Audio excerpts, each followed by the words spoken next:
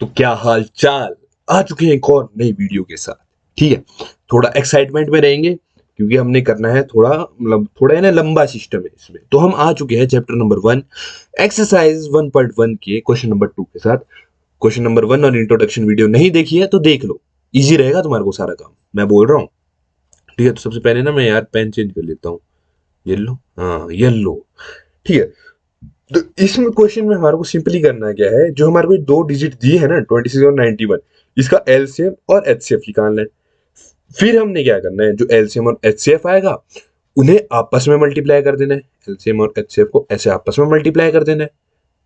तो करने में तो क्या ही है, लेकिन इसमें क्या होना चाहिए कि इसको मल्टीप्लाई करके जो आंसर आया है वो किसके बराबर होना चाहिए, 26 इंटू 91 के बराबर। 26 इंटू 91 के बराबर वो आंसर आना चाहिए। ठीक है, तो चलो भाई शुरू करते हैं। तो सबसे पहले लेंगे हम H C F.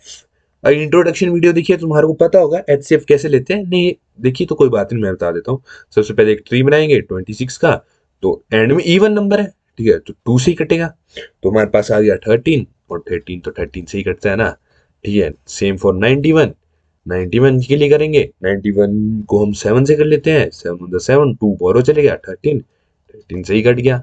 Nice.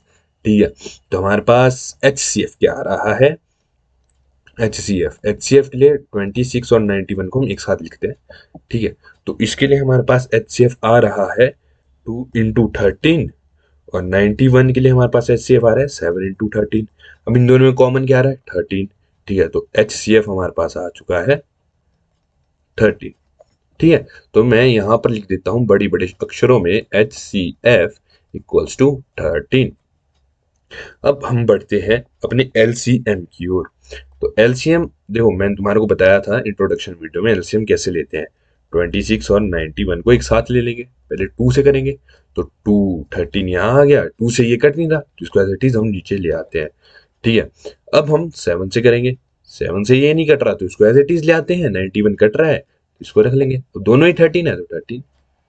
And में हमने जस्ट 1 लाना होता है, ये एक रूल है। तो हमारे पास एलसीएम आ चुका है 2 इंटू 7 इंटू 13।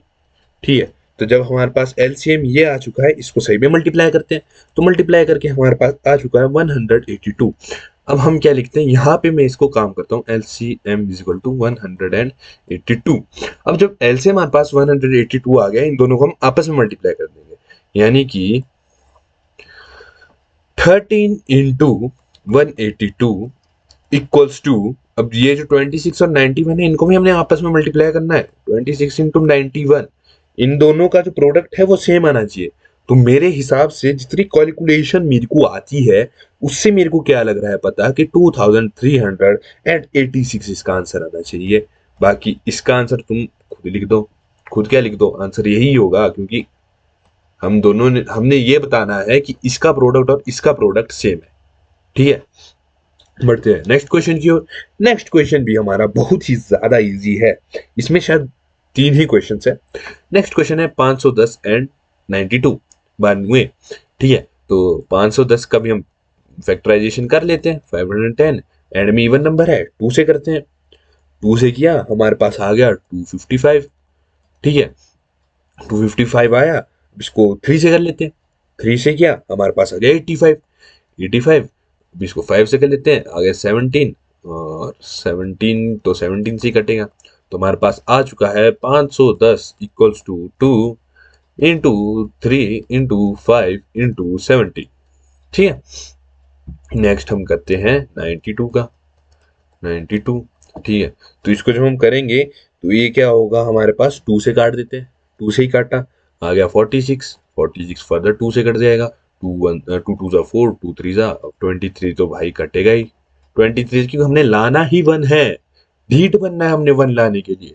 तो हमारे पास 92 का आ चुका है 2 इंटू 2 इंटू 23। ठीक है, अब ये आ चुका है, एचसीएफ निकालते हैं, टेंशन नहीं है। एचसीएफ टेंशन मित्रानु है नहीं, समझ रहे हो तुम।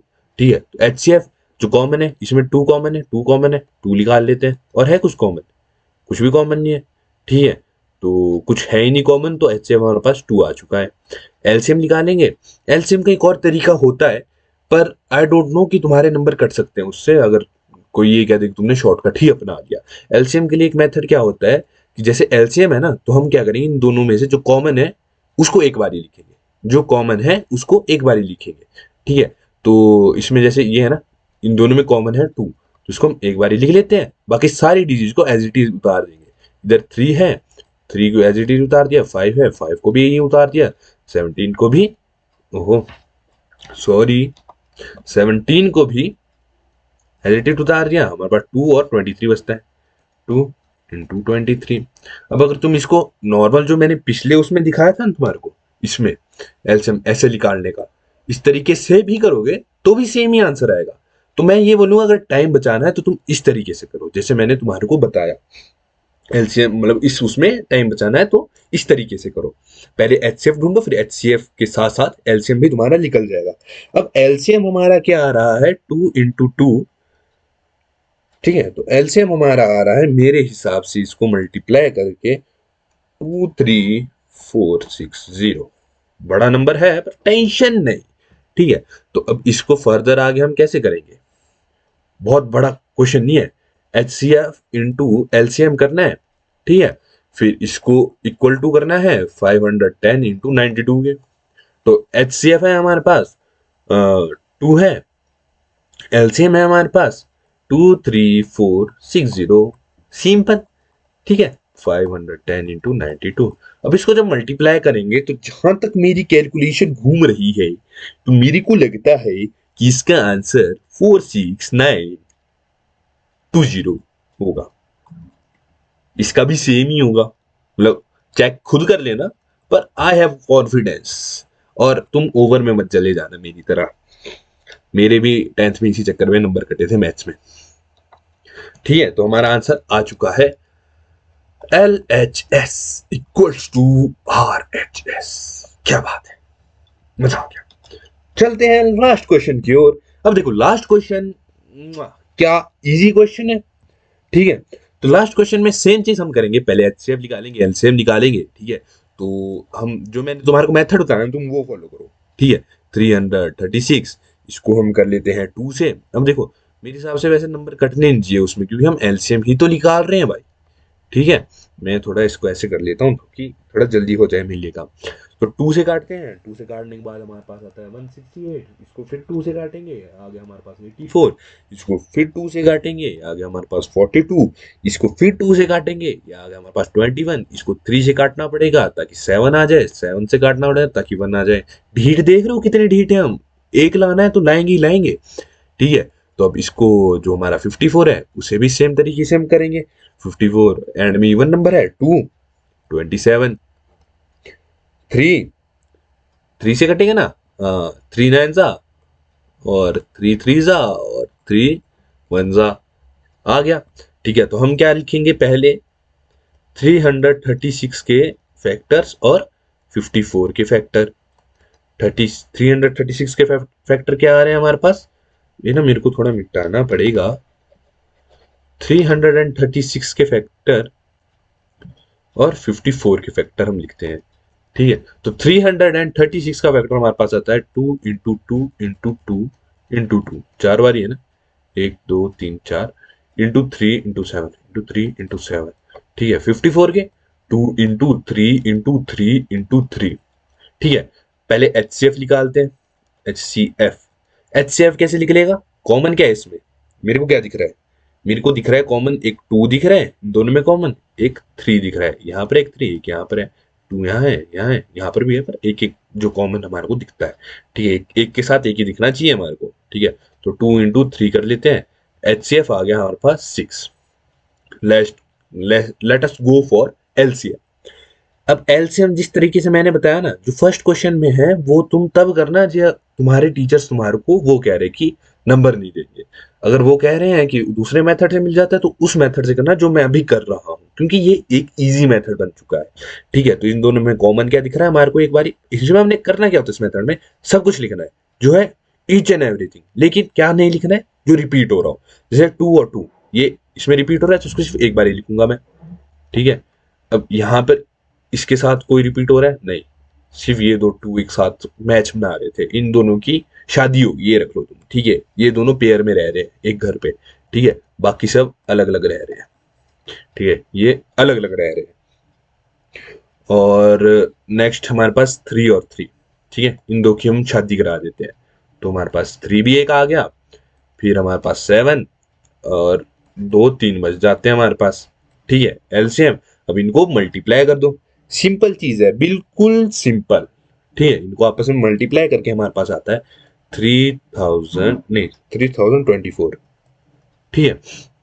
अब यहां पर मैं इसको करता हूं क्लोज कुछ इस तरीके से। वाह क्या ड्राइंग है मेरी, सॉरी। तो हम यहाँ पर HCF हमारे को पता चल गया है, HCF है हमारा 6, LCM है हमारा 3024। अब इन दोनों को मल्टीप्लाई कर लेते हैं, HCF into LCM is equal to 336 into 54। इसको मल्टीप्लाई करने के लिए हमारे पास 6 इंटू 3024 है, और इसको मल्टीप्लाई करने के लिए 336 इंटू 54 है। इसको मल्टीप्लाई करके हमारे पास आंसर क्या आ रहा है? 18,116, यानी 18,116। इसको मल्टीप्लाई करके भी हमारे पास क्या आ रहा है? 18,116। अरे देवी और सजनों, शांत करो, नमस्कार। आंसर आ चुका है। क्वेश्चन नंबर 2 भी हमने खत्म कर दिया, ठीक है। इसी के साथ आज की वीडियो हो चुकी है खत्म। अगर वीडियो पसंद आए तो वीडियो को लाइक कर दो, किसी दोस्त को शेयर कर दो, भला हो जाएगा उसका भी। और कोई डाउट है तो तुम ऐसा करो, चैनल पे जाओ, वहां पर बायो है, बायो में एक लिंक मिलेगा व्हाट्सएप का। जरूरी नहीं अपने नंबर से करो, मम्मी पापा के नंबर से वो लिंक ज्वाइन कर लो। वहां पर तुम्हारे को मोस्ट इंपॉर्टेंट क्वेश्चन मिल जाएंगे, मतलब तुम्हारे को इधर उधर जाने की जरूरत ही नहीं पड़ेगी। बाकी धन्यवाद, जय माता दी, मिलते हैं तुम सभी को कभी और।